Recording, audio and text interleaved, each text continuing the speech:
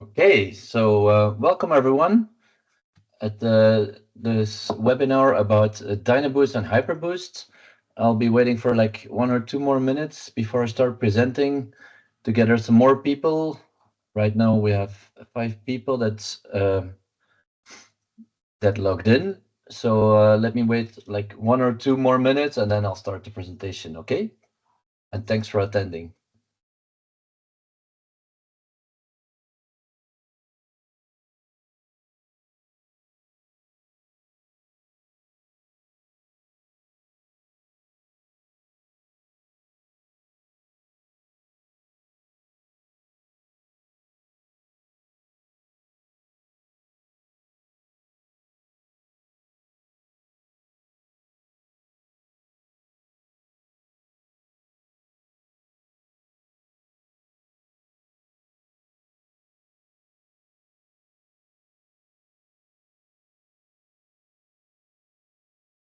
Okay, well, maybe let's start. I don't see much more movement and people logging in. Anyhow, this presentation will be recorded, so people that didn't get the chance to see it live, they'll be able to watch it afterwards. Welcome, everyone. My name is Nicolas Soenen. I am the Regional Sales Manager for Yakima Chief Hops in the Benelux area in Germany and Austria. And today the presentation will be mainly about DynaBoost and HyperBoost. So if everyone's ready, I suggest we just start with the presentation. So just a quick view on Yakima Chief Hops, who we are and what we do. Here you can see a slide with all our grower owners. Yakima Chief Hops is proud to be 100% grower-owned organization. That means that 100% of the shares is in the hands of these 14 families.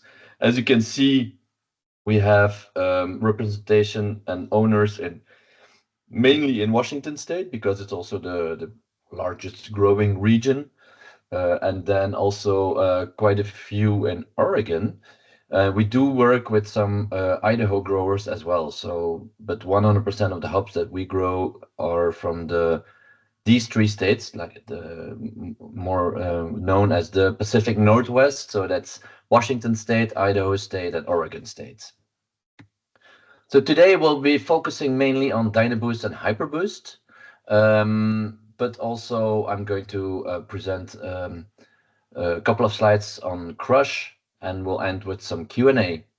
If there's any language issues, please let me know afterwards. We can also discuss it on the phone easily because I speak German fluently, I speak Dutch and French. So if people are having any issues with the English language, let me know and we'll be able to discuss it in your own language for sure. All right, so DynaBoost, what is it? How can you use it? And which varieties do we have? So there you go. DynaBoost is formerly known as the YCH 702. It is super flowable at room temperature, it's hassle-free, and it's an all oil-enriched whirlpool hop extract that is designed to maximize aromatic contributions and increase your brew house yields.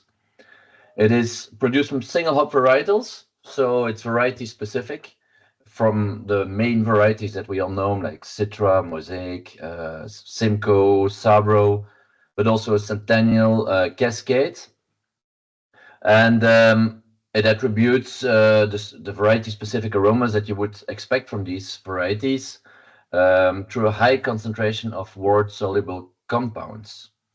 When it's dosed in the whirlpool, the survivable compounds have a high chance of surviving the brewing process and making their way into the final beer. And this will result in a more aromatic and an impactful final product, being the beer, obviously. It is suggested to add at the latest possible stage in the whirlpool process to avoid the the extreme high temperatures. The lower the temperature, the better, I would say, to preserve the aromas, but also to avoid the well the transformation of the bitter compounds. Obviously, at higher temperatures, this will be more pronounced than at lower temperatures below 80 degrees, for example. So that's why we recommend doing it at a lower temperature. The key benefits, well, it's easy to use. It will definitely increase your hot side yield. It will reduce the solid matter in the whirlpool and waste stream. And of course, shipping and storage space reduction is a very important factor as well. These are the varieties that we currently produce, but going forward, we will add more varieties because this is a work in progress, let's say, and we can only produce as much as we are doing right now, but going forward, we'll be able to produce more different varieties than the ones we have there. But these, as you can see, are the most popular varieties from nowadays. So it's already a really nice selection. The dosing rate, well, roughly what you have to remember is you can replace the replacement rate is 1 to 10. So basically 1 kilogram of DynaBoost will replace 10 kilograms of T90 pellets that you would usually use in the whirlpool. How do you use it? Easily. It's flowable at room temperature, so you just open the bottle and you pour it into the whirlpool. It's as easy as that. If you keep it in a stored area, like in a fridge or even a freezer, I would recommend getting it out before the brewing process starts, especially when it's freezed, because well, you need to defreeze it and bring it to room temperature to make it flowable again. But same goes when it was stored in a fridge. It's better to bring it to room temperature before using it. As I said, the last point there is that you'll have a higher retention of the aromatic compounds at lower whirlpool temperatures. You can, and for the storage, you can store it in your refrigerator, but it's not absolutely necessary. What I do recommend, though, is once you open the bottle, please, and you use, for example, half of the bottle, well, I would recommend storing the other half of the bottle in your fridge, but you can easily store it for like 2 or 3 more months, and then use it in the second brew without any problems. So ideally, it's stored at below 25 degrees, like with all hop products actually. But if you store it even at -1, it will store in a better way. If you just purchase the product to use it right away, it's less important, I would say, to store it very cold. It will remain stable in closed containers for up to 2 years. And like I said, once you open it, preferably use it within 1 month, but 2 to 3 months should be fine. Here is some of the analytical data. So as you can see, the alphas are relatively high. Total oil as well. The feedback that we're receiving from customers is that when it comes to the sensory data, the DynaBoost products are very, very close to what you're familiar with in the T90 pellets. So we conducted some brewing trials, and here is the feedback. So as you can see, it's very, very similar. The spider graphs looks almost identical. But obviously, it's also lot dependent. So some lots that you might receive in T90 pellets might not be very extremely true to type. They might have a specific character to it, as where with DynaBoost we do make sure that the DynaBoost variety is relatively true to type. So if you'll get some DynaBoost Citra, you'll be sure to be recognizing Citra in the aroma, and also in the final beer. It's very clear that which variety we use to produce this DynaBoost. So that's one of the main concerns of Yakima Chief Hops, is to have the highest possible quality, and especially when it comes to the aroma profile of this product. All right, so when we're talking about yield gains, you can see that this is the feedback we received from breweries that tried this product. So most of the brewers noticed some yield gains. Not everyone was sure about the exact yield gains, but the answers we received the most was between 2 and 5% yield gain, which is a pretty important yield gain, of course, if you look at it on the long term. All right, then up to HyperBoost, which was launched actually after DynaBoost, but HyperBoost is actually the mother product to produce DynaBoost with, but I'll talk about that a little later. So what is HyperBoost exactly? It's formerly known as YCH 701. It's super concentrated hop oil extracts produced via a novel supercritical extraction technique. It is concentrated to no less than 40% oil content, and this is also a standardized oil content. So every HyperBoost will be around more or less 40% oil content. It is also made from single hop varieties to deliver variety-specific aroma boost to your finished beer, and it's intended to amplify hop aromatics and increase yield, just as DynaBoost. HyperBoost excels at adding beautiful hop aroma anywhere where pellets are normally used, including cold side applications. So contrary to DynaBoost, HyperBoost can be used as well on the hot side as on the cold side. And as you can see on the picture, it's super flowable. So what are the key benefits? It's, of course, efficiency again, ease of use for sure. You just open the bottle and pour it in. It's as easy as that. Increased aroma, storage space, obviously, because it's even more concentrated than DynaBoost. A lot of survivable compounds in this product, and reduction of waste. The varieties are roughly the same as for DynaBoost. The only variety that we have available in HyperBoost that's not available in DynaBoost form will be Crush.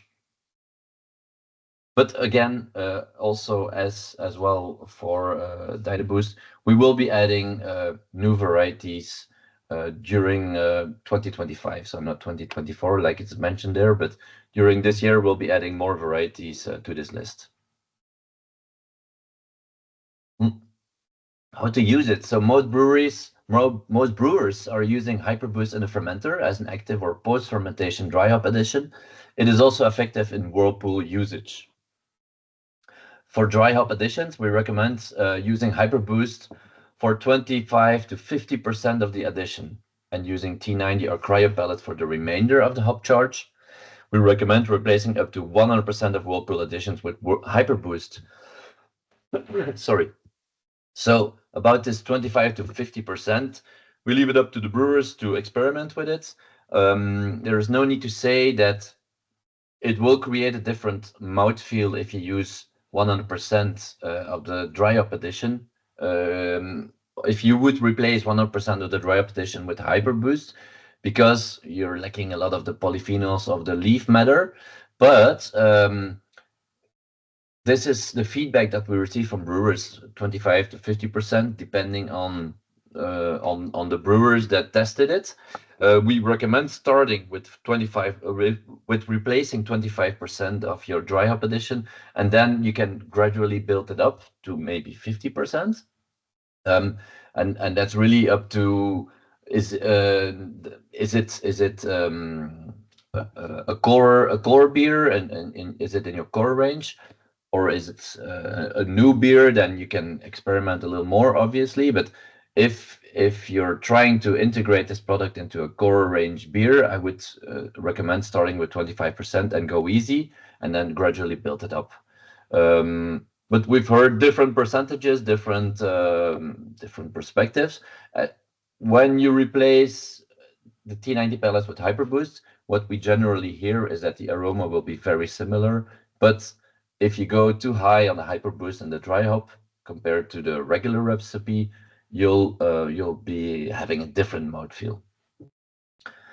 In the whirlpool, the same rule as for DynaBoost. Try to add it at a lower temperature to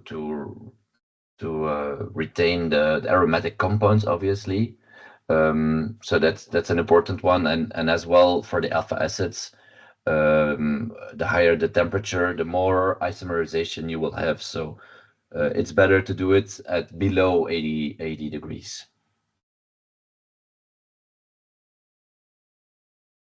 So the dosing rates, in general, try to remember.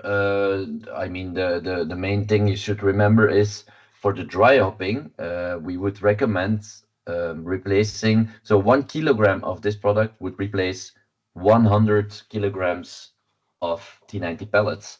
So that's pretty darn impressive. But it is also super concentrated. So 40% oil, that is really high. It is the one of the products with the highest oil concentration in the market.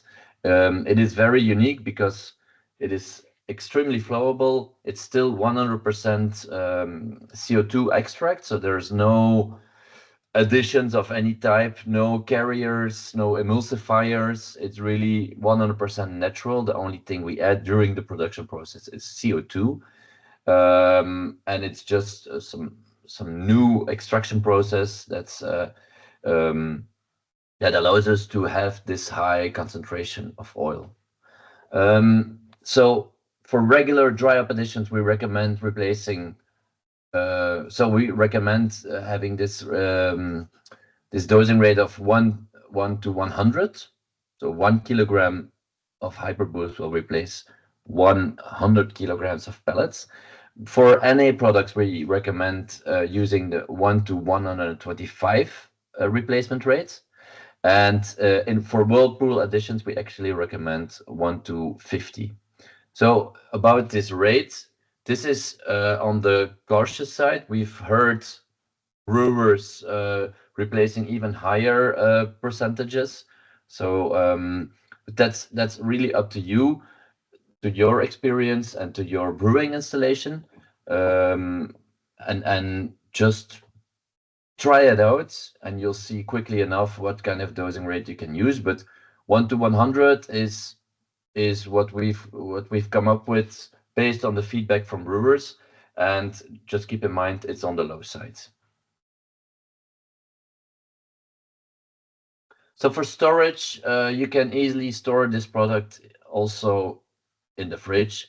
The standard packaging are bottles from 100 grams. So 100 gram bottle will replace 10 kilograms of T90 pellets. But you can also keep it in the freezer, and even when it's kept at below 0 degrees, it will, for most varieties, because it depends a little bit on the varieties, but most varieties, the HyperBoost will stay perfectly flowable as well. And it's remained stable in a sealed container for 2 years. Of course, we recommend using the full container at once. However, some initial brewer feedback has shown that the product retains good aromatic properties up to 6 months after opening, provided the product is stored chilled. So here's some analytical data, again, for each variety. Well, the total oil is always around 40%, and then the alphas vary between 15 and 40%. It really depends on the specific lots we used. So that's hard to say for each varieties, but of course, as for all our hops, once you order, you'll get a certificate of analysis, which will indicate the exact alpha content and beta content, and oil content, obviously. And also, you'll get a lot code for each bottle, which you can then enter in the lot lookup app on our websites, and you'll see all the same data there on the websites, as you're used to, probably. So what is the big difference or the main differences between HyperBoost and DynaBoost? So they're both concentrated hop oil products created using CO2 extraction and a novel technique. So 100% natural, no extra additions of any kind, no carriers, no emulsifiers. DynaBoost is a whirlpool supplement, and HyperBoost has been formulated as a suggested cold side addition, but it can be used in a whirlpool as well. Both contain high concentration of hop oil, with DynaBoost standardized at 20% and HyperBoost ranging from 40 to 70%. But this is not actual anymore. It has been standardized at around 40% because it's easier for transportation. Because the higher the oil content, the more dangerous it gets because of hazardous goods and the inflammation points of the products. So we decided to keep it at 40%, which is much easier for the shipping in general. DynaBoost is pourable at room temperature, while HyperBoost remains flowable even below freezing temperatures, making it easy to dispense in the fermenter, even after cold crushing. So here you can see the differences and the commonalities between both products. HyperBoost, very high oil, 10 to 20% alpha acids, primarily designed for cold sites, and 1 to 100 dosing rate versus T90 in the dry hopping. DynaBoost, on the other side, high oil as well, but rather 20 milliliters per 100 grams compared to 40 to 70 milliliters for HyperBoost. It's 40 to 50% alpha acids designed for hot site use, and it has a 1 to 10 dosing rate versus T90. And both products are liquid aroma extracts, concentrated oil, and alpha. It's with increase in brewery yields, excellent flavor match to T90 and cryo hops, and no carriers or emulsifiers. So here you have a visual about the usage points. DynaBoost, whirlpool usage, HyperBoost, you can use it as well in the whirlpool as in the dry hopping. Some best practices for HyperBoost.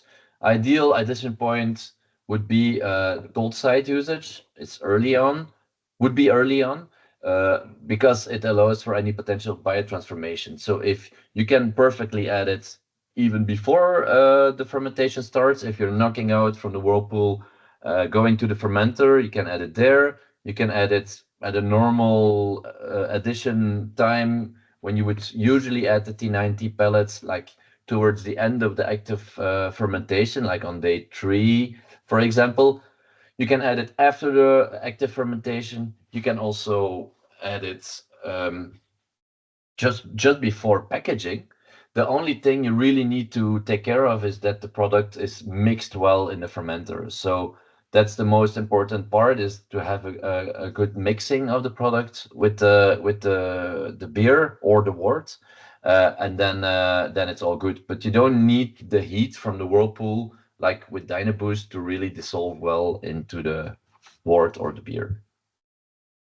So ultimately, it is possible to dose at any point if the process concerns mandate it. Replacing 25% of the existing dry hop is a good place to start. As I said, may end up higher or lower. If added alongside T90 or cryo, follow brewery's SOP for post dry hop agitation. Should disperse just fine during the active fermentation. If added post fermentation or later, some amount of additional mixing may be required, as I said. So here are some of the sensory data. In green, you have the control beer. In blue, it's the experimental beer that used HyperBoost. As you can see, pretty comparable again. But the citrus, tropical, and berry stone fruit character was even more pronounced than with the control beer.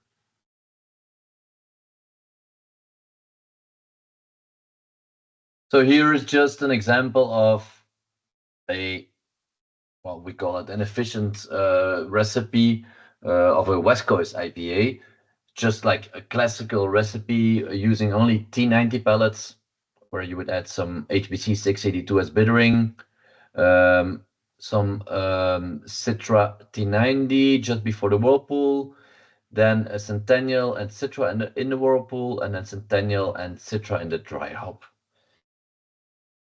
And here is a comparison of the same recipe, but this time using DynaBoost and a whirlpool, and then Citra DynaBoost as well at the end of the whirlpool. Just we used it's 682 and Citra T90 during the boil, as with the first recipe. Then the first dry hop would be with Citra Centennial T90, and the second dry hop with Citra T90. So there you see there's already some nice efficiencies, obviously, where you have 52 kilograms added in the original recipe and only 39.5 in the recipe using DynaBoost. And here's a second example, but instead of using only T90 in the dry hopping, we'll also use some HyperBoost. And as you can see, well, the total amount is obviously still is even lower. So you will only be having 29.6 kilograms in total that we added to this recipe. The advantage of still using some T90 is that you'll still have the mouthfeel that you're used of the T90 pellets with the polyphenols being active, and giving the typical bringing the typical mouthfeel that you're used to from a West Coast IPA, but you're combining it with these products that will give maybe an even more pronounced aroma and the greater efficiency. But as you can see with this recipe, we always recommend using both products alongside of each other. From my perspective, you can use these products to replace some of the T90 pellets, as you can see in this recipe. But a lot of my customers also use it as, and the way it is intended, as a boost to your recipe. Whenever you say like, I'm limited to the amount of T90 that I can add in the whirlpool, well, I'll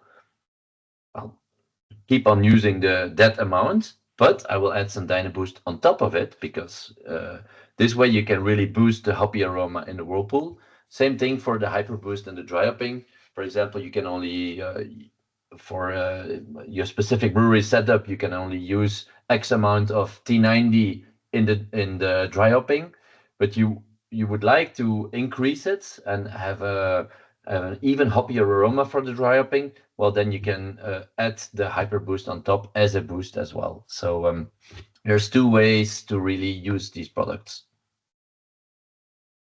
When you talk about fried comparison, well, this is very visual. The HyperBoost 1 carton will replace 25 cartons of T90 pellets, will replace 12.5 cartons of cryo, 7.25 cartons of regular CO2 extract, and it will replace 2.5 cartons of DynaBoost. So that's how concentrated these products can be.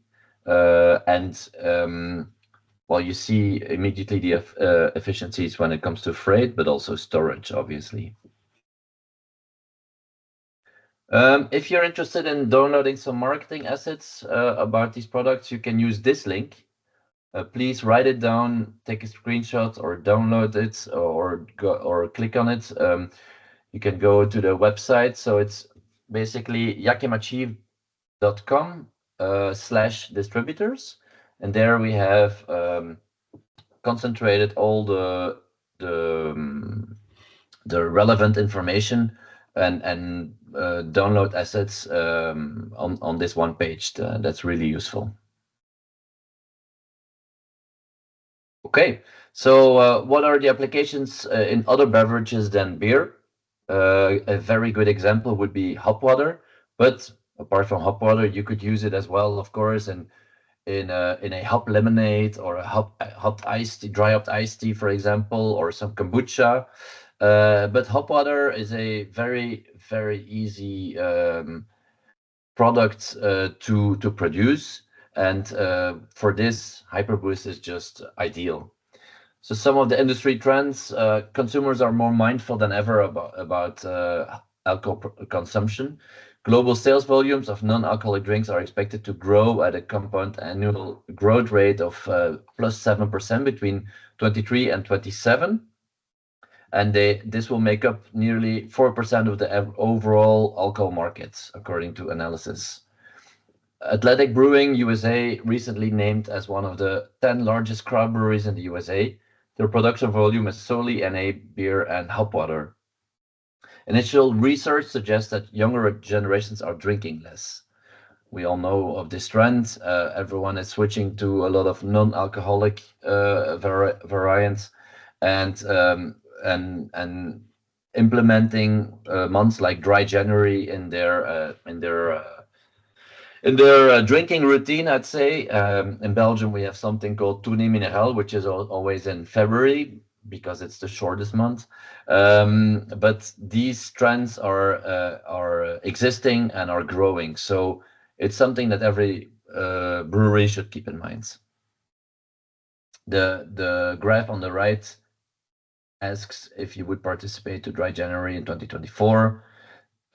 38% of the population answered yes. So this is really something that's only growing. Why hop water? Hop water can taste incredibly refreshing and is a new way to appreciate the amazing flavor of hops without alcohol or calories, which is also an important argument. Profitable alternative to free water in the tap room. Because obviously you will sell this product. It's unique to beer and brewing culture. It's great for the designated driver and for those who don't drink, a more interesting option. Low raw material costs, low production costs. You don't need any grain, you don't need any yeast, fewer process aids, less time in the tank as well. Low to no taxation cost, and it's a great conversation topic. So this is just one of the many possible uses, but it's also transferable to other non-beer beverages such as a seltzer or lemonade or iced tea. So what you need, you just need deaerated water, some citric acid, and then HyperBoost. So basically, you dissolve the citric acid in a portion of the deaerated water prior to addition. You fill the tank with the deaerated water, you add the acid and add some HyperBoost, recirculate the tank to ensure it's even, that everything is well mixed, and then you carbonate and package as per your normal brewery procedure. And it's as easy as that, actually. So I have a lot of customers experimenting with some hop water. We served 3 different hop waters at the Brouwerij this year, and the results are just really nice, clean, and refreshing. And the feedback we received from the consumers was really positive, to be honest. All right, so finally, the final part of the presentation is about Crush. Crush is is our latest hop release that we released in August, if I'm not mistaken. It was originally bred and first selected in 2007, go figure. So that's how long it can take for a hop variety to be released and as a commercial variety. It has a fruit cocktail of aromas that has proved enormously popular with brewers across the globe. Citrus, for sure, some orange, tropical with mango and guava, stone fruit with peach, berry, mixed berry, and woody resinous characteristics. So like some pine tree resin. So as you can see, it's very broad in aromas. It has a really nice complexity.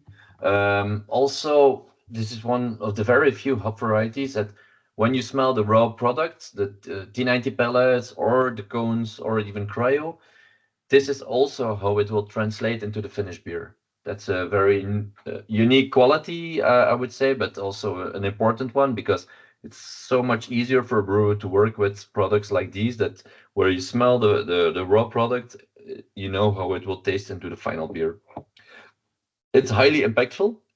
It has excellent qualities of survivable compounds, and it's highly versatile, works in many different hop forward beer styles. So I really see a bright future for this hop variety because it's so versatile, a bit like Mosaic is. It has very different aromatics, but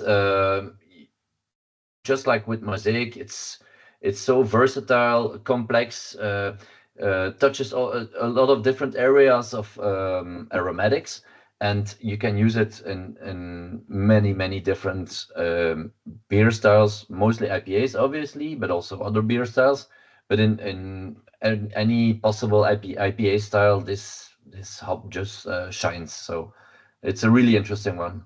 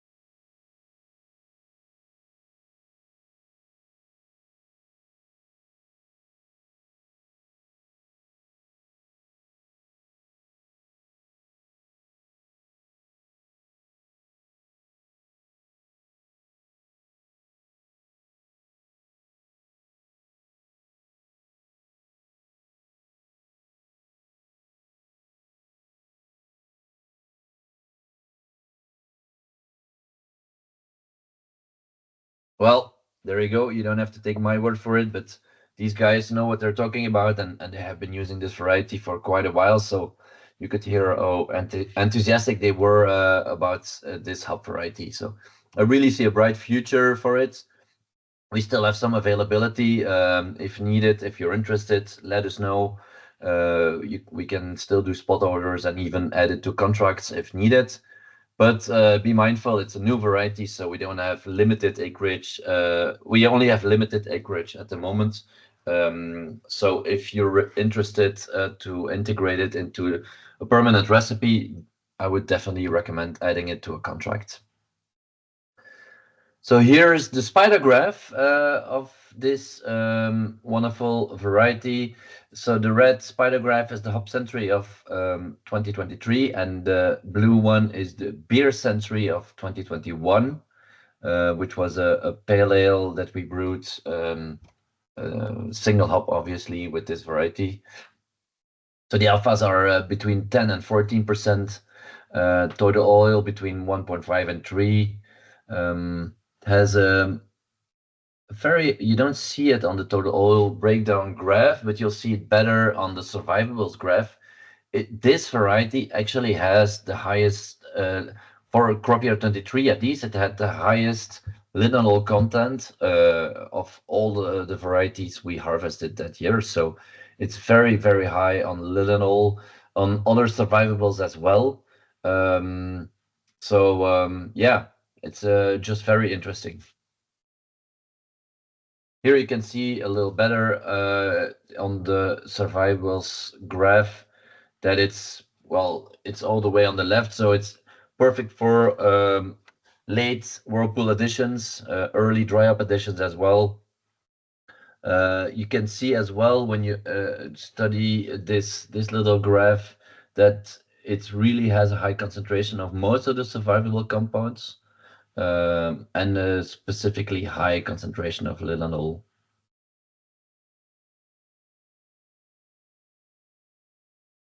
Here's some examples. Here's brewed in Europe, with in the UK mainly, with Crush, some really nice beers, and yeah, there you go. I think it's time for some Q&A. I'll stop sharing now.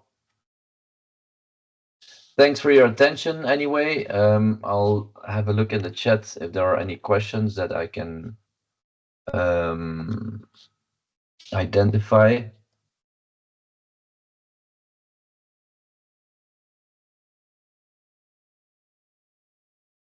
Okay, no questions yet. Is Bart Delvaux is typing, so I'll wait until he finished, or if anyone else has any questions, please let me know in the chat, and I'll try to answer all of them. And if not right now, you can always contact me per email. My email address, I'll put it in the chat as well. It's Nicolas Soenen at yakimachief.com. There you go. So please do contact me if you're interested in any of the topics we handled during the presentation, or if you have any questions. Bart is asking, keep us informed if small samples would be available. Well, we don't have samples really for any of these Boost products, but the format is relatively small. So for DynaBoost, we sell it in 1 kilogram bottles. HyperBoost is sold in 100-gram bottles. So each of these products will replace around for each of these products, one bottle will replace around 10 kilograms of pellets. So and the price is also comparable to 10 kilograms of T90 pellets, maybe just a little bit more expensive, but it's still pretty affordable. So let me know if you're interested, and we can always work on a specific offer. Any other questions?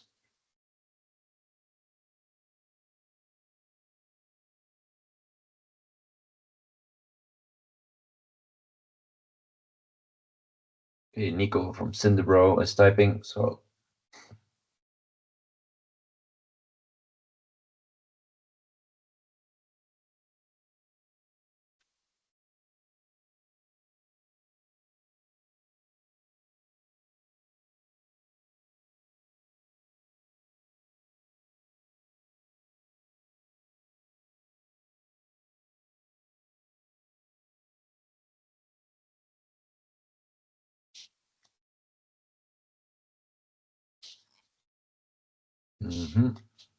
thanks for the info. We keep testing. That's awesome. Thanks, Nico.